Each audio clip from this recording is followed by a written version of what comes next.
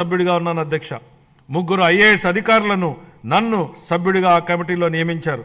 నాటి ఉమ్మడి రాష్ట్ర ముఖ్యమంత్రి చంద్రబాబు గారి సూచనల మేరకు దాన్ని అధ్యయనం చేసి అందించిన నివేదిక ఆధారంగా దేశంలోనే తొలిసారిగా ఉమ్మడి రాష్ట్రంలో డ్రిప్ ఇరిగేషన్ పైలట్ ప్రాజెక్టు ప్రారంభించారు. దీనిపై నాటి కాంగ్రెస్ పార్టీ అవహేళన చేసింది.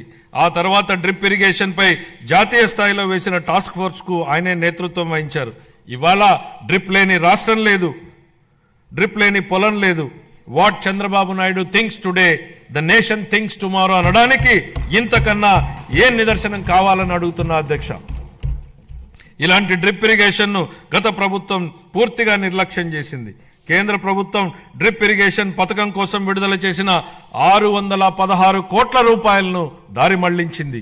మా ప్రభుత్వం ఏర్పడిన తర్వాత డ్రిప్ ఇరిగేషన్ కోసం 176 కోట్లను విడుదల చేసి అదనంగా 85,000 హెక్టార్లను డ్రిప్ ఇరిగేషన్ కింద తీసుకురావడానికి మా ప్రభుత్వం అనుమతులు ఇచ్చింది. జీవితంలో ఒక్కసారైనా డాక్టర్, లాయర్, పోలీసు మరియు బోధకుడు అవసరమని చెప్తా ఉంటారు. కానీ రైతు ప్రతిరోజు అవసరం, 3 పూటల అవసరం. కాబట్టి అలాంటి అన్నదాతకు ప్రగాఢ కృతజ్ఞతా భావంతో మేము మరో సూపర్ 6 హామీని నెరవేర్చడానికి సిద్ధమవుతున్నామని తెలియజేయడానికి ఎంతో సంతోషంగా ఉంది. ఎన్ని ఆర్థిక ఇబ్బందులున్నా అన్నదాత సుఖీభావ పథకం కింద ప్రతి రైతుకు ఏటా 20,000 రూపాయల అందించేలా కేటాయింపులు చెప్పామనడానికి గర్విస్తున్నాం అధ్యక్ష. మా ప్రభుత్వం వ్యవసాయ రంగానికి ఊతమిచ్చేందుకు రాష్ట్ర వ్యాప్తంగా 21.87 లక్షల వ్యవసాయ పంపు సెట్లకు 9 గంటల ఉచిత విద్యుత్తుని సరఫరా చేస్తోంది. చేపల వేట నిషేధ కాలంలో మత్స్యకారులకు అందించే ఆర్థిక సహాయాన్ని 10,000 రూపాయల నుండి 20,000 రూపాయలకు రెట్టింపు చేస్తామనే మేనిఫెస్టోలోని మరొక హామీని నెరవేర్చడానికి తగిన కేటాయింపులు చేశామని సంతోషంగా ప్రకటిస్తున్నాం. 25-26 ఆర్థిక సంవత్సరానికి వ్యవసాయం మరియు అనుబంధ రంగాలకు 13,487 కోట్ల రూపాయల కేటాయింపును ప్రతిపాదిస్తున్నాను. పౌర సరఫరాల శాఖ కాలే కడుపుకు పట్టెడన్నం పెట్టడమే మా సిద్ధాంతం అని చెప్పిన శ్రీ నందమూరి తారక రామారావు గారు దాన్ని నిజం చేసే దిశగా 94లో సంవత్సరంలో 2 రూపాయలకి కిలో బియ్యం పథకం ప్రవేశపెట్టారు. దేశం మొత్తం ఈ నమూనానే అనుకరించింది. మన రాష్ట్రంలో ప్రారంభమైన ఈ పథకం 3 దశాబ్దాల తర్వాత జాతీయ ఆహార భద్రతా చట్టం 2013 రూపకల్పనకు ఆధారమైంది. ప్రజా పంపిణీ వ్యవస్థ ద్వారా పేదలకు నాణ్యమైన బియ్యాన్ని మా ప్రభుత్వం సరఫరా చేస్తోంది. వచ్చే విద్యా సంవత్సరం నుండి మధ్యాహ్న భోజనం కింద ప్రభుత్వ పాఠశాలలకు మరియు సాంఘిక సంక్షేమ వసతి గృహాలకు ప్రత్యేకంగా ప్యాక్ చేయబడిన నాణ్యమైన బియ్యం సరఫరా చేయబడుతుందని గౌరవ సభకు తెలియజేస్తున్నాను. గత ప్రభుత్వం నిర్లక్ష్యం చేసిన ధాన్య సేకరణ ప్రక్రియను మా ప్రభుత్వం మెరుగుపరిచింది. వ్యవసాయ రాబడిలో వరి కొనుగోళ్లకు ఇచ్చే మద్దతు ధర ముఖ్యమైనది అని మనందరికీ తెలుసు. 2024 ఖరీఫ్ కాలానికి గాను 5.50 లక్షల మంది రైతులకు 32.7 లక్షల మెట్రిక్ టన్నుల ధాన్యం కొనుగోళ్లకు గాను మా ప్రభుత్వం 7,564 కోట్ల రూపాయలను 48 గంటల్లోనే చెల్లించడం జరిగిందని గౌరవ సభకు తెలియజేస్తున్నాను. వాస్తవానికి 90% మంది రైతులకు 24 గంటల్లోనే చెల్లింపులు జరిగాయి. గత ప్రభుత్వ హయాంలో పెండింగ్లో ఉంచిన ధాన్యం కొనుగోలు చెల్లింపులకు సంబంధించి 1,674 కోట్ల రూపాయలను మా ప్రభుత్వం చెల్లించింది. తన సోదరీమణుల వంటింటి కష్టాల నుండి గట్టెక్కించడానికి మన గౌరవ ముఖ్యమంత్రి గారు 1999 సంవత్సరంలో దీపం పథకాన్ని తెచ్చారు. ఆ పథకం సాంప్రదాయ కట్టెల పొయ్యి వాడకం నుండి ఎల్పిజి సిలిండర్ల వాడకం వైపుకు పేద మహిళలు మారడానికి దోహదం చేసింది. మహిళలు మహారాణులు అనే విశ్వాసంతో మా ప్రభుత్వం ఆ వారసత్వాన్ని నేడు కొనసాగిస్తూ దీపం 2.0 పథకాన్ని ప్రారంభించింది. ఈ పథకం కింద 90.1 లక్షల మందికి అర్హులైన లబ్ధిదారులకు సంవత్సరానికి 3 ఎల్పిజి సిలిండర్లను మా ప్రభుత్వం ఉచితంగా అందిస్తోంది. ఈ 25-26 ఆర్థిక సంవత్సరానికి గాను దీపం 2.0 పథకం కోసం 2,601 కోట్ల రూపాయల కేటాయింపును ప్రతిపాదిస్తున్నాను. ఈ ఆర్థిక సంవత్సరానికి గాను పౌర సరఫరాల శాఖకు 3,806 కోట్ల రూపాయల కేటాయింపును ప్రతిపాదిస్తున్నాను.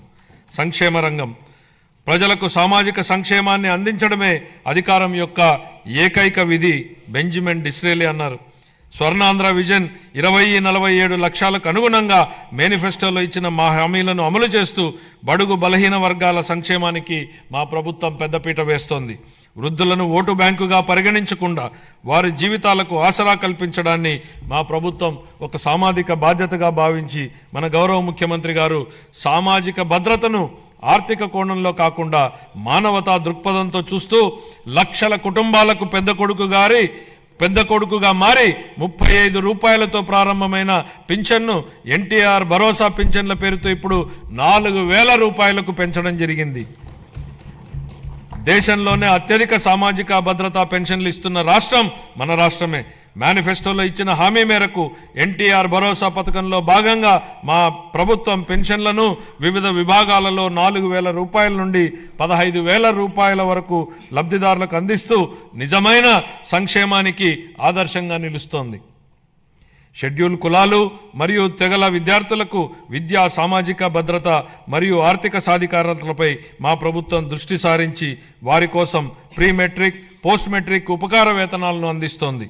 మా ప్రభుత్వం మొత్తం 27.39 లక్షల మంది షెడ్యూల్ తెగల సామాజిక ఆర్థిక అభివృద్ధికి కట్టుబడి ఉంది. దీనిలో 4.93 లక్షల మంది బలహీన గిరిజనులకు మా ప్రభుత్వం ఐటీడీఏ ప్రాంతంలోని గిరిజనుల విద్య, వైద్యం, మౌలిక సదుపాయాలు, జీవనోపాధి, నైపుణ్యాభివృద్ధి, స్వయం ఉపాధి వంటి వివిధ రంగాలలో సంక్షేమం మరియు అభివృద్ధి కార్యక్రమాలను అమలు చేయడం ద్వారా వారి ఉన్నతికి దోహదపడుతోంది.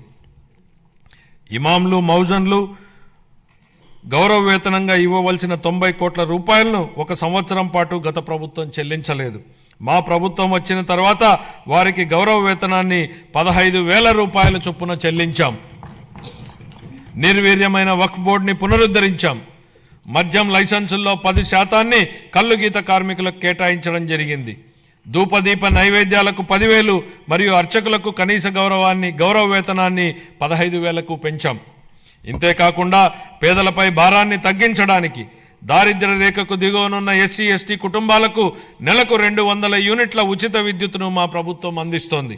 అలాగే దారిద్ర్య రేఖకు దిగువన ఉన్న వెనుకబడిన తరగతులకు చెందిన చేనేత అన్నలకు, నాయి బ్రాహ్మణుల సెలూన్లకు ఉచితంగా విద్యుత్తును అందిస్తున్నాం.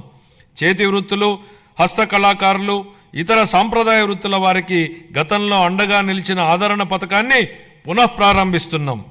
ఈ పథకం అందించే పనిముట్లు మరియు ఉపకరణాల వినియోగంతో ఉత్పాదకత పెరిగి స్థిరమైన ఆదాయం పొందడానికి దోహదపడుతుంది. 25-26 ఆర్థిక సంవత్సరానికి షెడ్యూల్ కులాల సంక్షేమం కోసం 20,281